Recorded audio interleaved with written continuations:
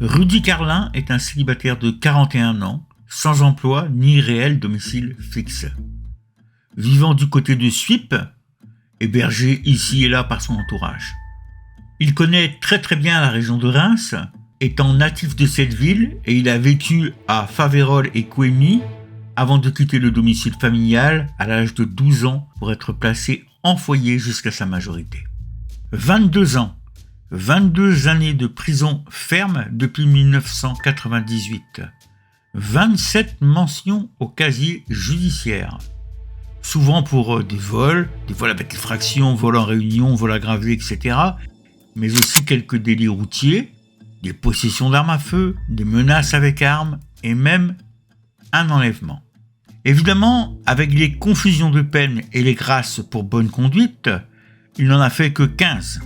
15 ans derrière les barreaux. La gendarmerie le connaît bien, Rudy. Elle dit même que lors de son dernier casse, l'appartement de sa voisine, il aurait volé ses petites culottes. Tous des menteurs, les Condés. C'était un accident, les culottes. Ses amis, ou plutôt ses ennemis d'ailleurs, le connaissent pour se promener armé. Un couteau le plus généralement, mais des fusils aussi. Ça peut toujours être utile, un fusil. Il a été condamné plusieurs fois pour avoir sorti un de ses fusils d'ailleurs. Et puis, une fois, lors d'une embrouille, il a tiré sur un véhicule, à Reims. Ben oui, ça fait plus sérieux quand on tire, et ça calme souvent bien du monde autour. Il a pris cette habitude, Rudy, cette manie. Tu l'écoutes, ou il sort son flingue. Et en général, quand il sort son flingue, tu l'écoutes. Il sort de détention en mars 2020, libre. Pour une des premières fois depuis longtemps, sa dette est intégralement payée. Plus de sursis, plus rien. Plus rien. Mais alors, plus rien du tout. Il est devant la porte de la prison, un sac poubelle à la main. Ce dernier contient le peu de vêtements qui lui reste. Il est seul. Oh, bien sûr, il a bien un ou deux potes, des anciens potes. Puis les nouveaux, les potes que tu te fais en prison. Il va commencer par aller frapper chez eux. Il est apprécié, Rudy. C'est un bon vivant. Toujours dans l'envie de s'amuser. Fumeur de joint, adepte de l'apéro qui dure des semaines. Alors il trouve un pote pour l'héberger. Puis un second. Puis un troisième. Mais il n'a toujours nulle part où aller, où se poser. Et les mois passent. Et puis, il aimerait bien avoir une copine. Avant, c'était plus simple. Il était plus jeune. Ça tombait tout seul. Là, sans domicile, sans emploi, 41 ans avec 15 piges de placard à son actif, ça devient plus compliqué. Beaucoup plus compliqué. Il y a les soucis qui viennent s'ajouter. Quand t'es pas là, c'est facile. On parle de toi, on te critique. Et quand t'es en prison, tu peux rien faire. Alors il y a Marco, cet enfoiré de Marco. Il le critique, il l'a critiqué, et ça doit continuer. Alors bon, tu sais quoi, pote ou pas, il va le casser le Marco. Et il y va. Il se fait la maison de Marco, il fouille, il regarde dans le frigo, dans les placards, il regarde partout. Il trouve 3 flingues, des munitions et des clés de sa caisse. Jackpot. Eh ben voilà Marco, la prochaine fois tu la fermeras, ça lui fera les pieds au Marco. La caisse, c'est une Audi A5. Il tourne la clé, ça ronronne. Il en profite pour se rendre directement chez l'un de ses amis. Tu chercherais pas un flingue par hasard ? Là j'en ai un, pas cher, ça te dit ? Et voilà, quelques centaines d'euros rapidement faits. Merci Marco. Avec son nouveau véhicule et 2 flingues en poche, il va faire le tour de ses potes, ceux connus en cabane comme on dit. Ça te dit de monter en Belgique ? On se fait un petit braco ? J'ai 2 flingues. Un pour toi et un pour moi. Mais personne ne le suit, personne ne veut y aller avec Rudy. Il faut dire que faire un braco sous le coude, c'est pas comme prendre un apéro, on réfléchit plus en général. Alors tout ça, ça l'énerve un petit peu au Rudy. Pas de pote réel, pas de blé d'avance, pas de gonzesse. Eh bien on va commencer par ça, par trouver une gonzesse. Il ne cherche pas quelqu'un avec qui vivre, Rudy. Lui ce qu'il veut c'est une copine pour un soir. Alors il va passer à la vitesse supérieure. Car Rudy, lui, il décide de l'enlever, la gonzesse. Après tout, avec un calibre sous le pif, en général, les gens sont conciliants. Nous sommes à Courville, un village de campagne près de Reims. Un couple se gare sur le parking devant le château d'eau pour décider du reste de sa soirée. Qu'on se comprenne bien, le château d'eau, c'est celui-ci. Il est situé en campagne. Je vous montre. En tout cas, moi, je ne vois rien. Pas d'habitation, rien. Il est en sortie de ville. Ils sont tranquillement là, nos amoureux. Ils s'embrassent longuement. Elle, Sophia, a 21 ans. Et Baptiste, lui, a 19 ans. Ça fait 3 mois qu'ils sont ensemble. 3 mois jour pour jour. Ça se fête. Restaurant peut-être? Cinéma? Nez contre nez, ils essayent de trouver l'endroit magique où passer leur soirée. Rudy passe sur la route, juste à côté d'eux. Il remarque le couple. Il ralentit et fait demi-tour. Baptiste et Sophia, eux, ne le remarquent même pas. Il approche son véhicule du leur, souriant, fait signe au conducteur d'ouvrir la fenêtre. Baptiste s'exécute un peu à contre-cœur, il préférait que le type ne vienne pas les emmerder là. Tu sais pas où je peux choper un bout de shit? Demande Rudy. Baptiste est surpris. Il est dans un endroit désert, en pleine campagne, et un type s'arrête en lui posant cette étrange question. Il est de ces regards que personne ne peut expliquer mais qu'on ressent. C'est exactement ce que ressent Baptiste. L'homme est bizarre. Il se sent surveillé du coin de l'œil et voit que l'homme reluque sa copine. Non, je ne sais pas, lui répond Baptiste, assez sèchement. Rudy ne bouge pas. Il est dévisage. Quelques secondes passent où les deux hommes se regardent. Il ouvre sa portière et sort, fusil à la main. Il épaule Baptiste, tu descends et la gonzesse, toi tu montes dans mon coffre. Magne! Baptiste tourne la clé pendant que Rudy parle. Le véhicule démarre, il enfonce l'accélérateur, mais le véhicule cale. Rudy est déjà du côté de Sophia. Il ouvre sa porte et il lui dit en criant « Je t'ai dit de monter dans le coffre !» Puis il la vise. La peur, la terreur s'empare de Baptiste. C'est quelqu'un de calme, jamais la moindre bagarre, jamais d'écart. La situation le dépasse. Mais, courageusement, il sort de son véhicule et avance vers Rudy. Il se pose pas de questions, Baptiste. Il doit aider Sophia, qui est visée et menacée par ce type. Il approche du type, Rudy tire, juste à côté de Baptiste, au sol. Il n'est pas là pour rigoler, le Rudy. Et quand il a un flingue, tout le monde l'écoute. Mais pas Baptiste. Baptiste n'écoute pas. Il continue à avancer. Rudy relève le fusil et tire une seconde fois. Il touche Baptiste au ventre. Baptiste s'arrête, pose ses mains sur son ventre et s'écroule sur la terre poussiéreuse. Dans leur voiture, Sophia hurle. Rudy l'attrape par les cheveux et la traîne jusqu'à l'Audi. Il ouvre le coffre, monte ou je te bute. Elle est terrifiée, mais elle obéit et elle monte dans le coffre. Elle le voit se refermer fortement.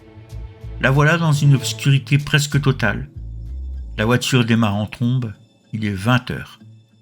La voiture roule vite. Sophia a le cœur qui bat fort et elle est tétanisée. Elle ne comprend pas ce qui lui arrive. Et Baptiste, est-il en vie? Peut-être a-t-il réussi à prendre son téléphone et à appeler à l'aide. Le téléphone, mais oui, elle a le sien de téléphone, dans sa poche. Elle se contorsionne, attrape son téléphone et compose 18. Elle chuchote. Au secours, j'ai été enlevée. Je suis dans une Audi noire. L'homme a tiré sur mon copain, au château d'eau. Le véhicule freine brusquement. Elle raccroche précipitamment. Le coffre s'ouvre et d'un ton sec, Rudy lui dit « Bouge pas ». Il la fouille, il trouve le portable et il le balance. « Pourquoi vous faites ça ?» demande Sophia en pleurs.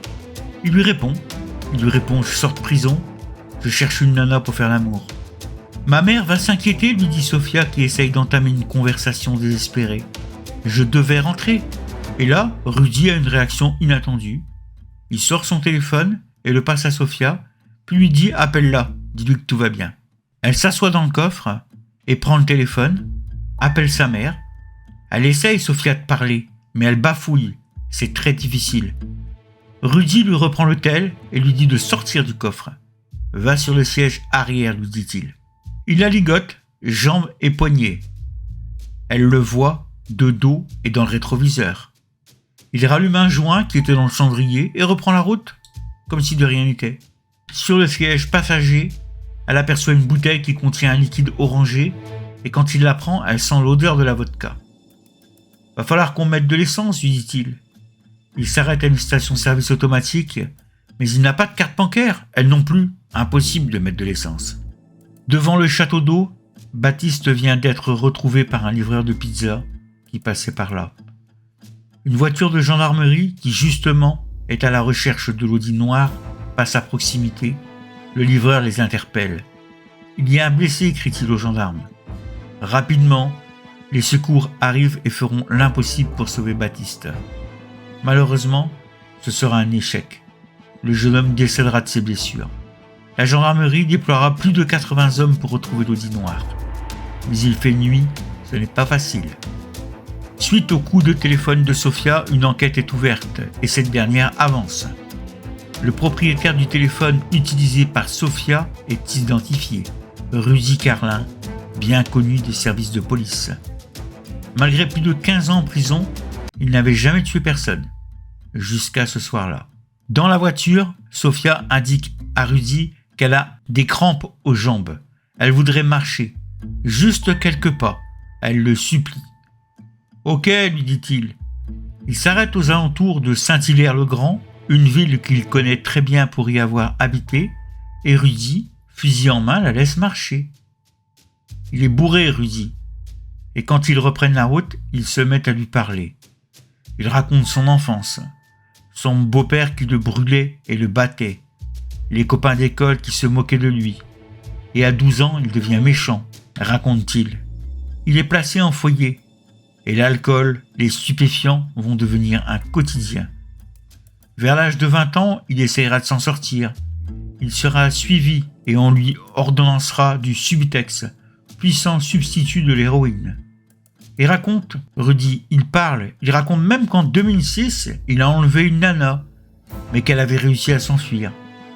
Sofia n'ose pas lui demander ce qu'il comptait en faire. Elle écoute et elle compatit. Du moins, elle lui en donne l'apparence. À un moment, elle pense même qu'il va la relâcher. Mais il se reprend. « De toute façon, je suis obligé de te violer, lui dit-il. Sinon, j'aurais tiré pour rien sur ton copain. » Sofia comprend que rien n'est terminé. Et il roule, à la recherche de carburant, en pleine nuit, sans carte bancaire. « Il nous faudrait une station ouverte, lui dit-il. Je mets le carburant et je me tire sans payer. » Et ça va durer toute la nuit. Ils vont rouler, il va parler, boire tout en fumant des joints. Sofia est dans l'angoisse de son devenir. Va-t-il la violer, la tuer? Et Baptiste, comment il va? Le jour se lève et Rudy se doute bien que le véhicule est recherché. Impossible de continuer. Alors il s'arrête, dans un endroit isolé. Il quitte le volant, sort un couteau et dit à Sofia « Déshabille-toi ». Elle le suppliera de mettre au moins un préservatif. Elle ne veut pas de maladie, pas de MST, lui dit-elle. « Tu fais chier », répondra Rudy avant de la violer à plusieurs reprises. Il reprend le volant et dépose Sofia à l'entrée d'une petite ville du nom de Gueux, à 20 km de Courville. Il lui donne une couverture et elle n'a que quelques pas à faire pour arriver à la gendarmerie qu'elle aperçoit. C'est là qu'elle apprendra la mort de Baptiste. Quant à Rudy, il sera arrêté le soir même, chez une amie où il s'était réfugié. Il était dehors, sur une terrasse, sans armes. J'imagine qu'il ne racontait pas sa soirée à son ami. Mis en examen pour homicide, viol, enlèvement et séquestration, il reconnaîtra les faits, tous les faits, sauf le meurtre. Il dira qu'en tirant sur Baptiste dans le ventre, il ne pensait pas le tuer. Sofia, elle, a entamé une longue route pour se reconstruire. Dans un message envoyé à une amie, elle dira « Pendant 3 ans, j'étais folle amoureuse de Baptiste et je l'ai perdu au bout de 3 mois. » Bien que certains noms aient été changés, les endroits restent réels et cette vidéo rend hommage aux 2 victimes de Rudy. Aux 2 victimes du présumé coupable, Rudy Carlin. Merci à tous d'avoir regardé cette vidéo. Au revoir.